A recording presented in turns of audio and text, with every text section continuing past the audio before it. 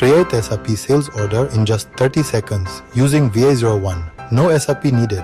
Watch till the end. Step 1. Open SAP and type VA01 in the command field. Select order, type OR for standard order, enter your sales organization, distribution channel and division, hit enter. Step 2. In the header, enter the sold to party customer number.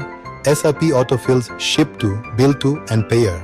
Add your PO number and requested delivery date. Step 3. Go to Item Overview tab, enter the material code and order quantity. Press enter. SAP automatically determines the plant, price and availability.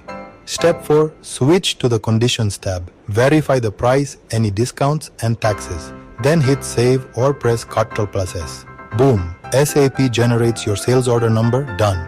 This is step 1 of the full order to cash process. Like if it helped, comment VA01 for more SAP SD shorts and subscribe for daily tips. Next up, delivery with VL01N.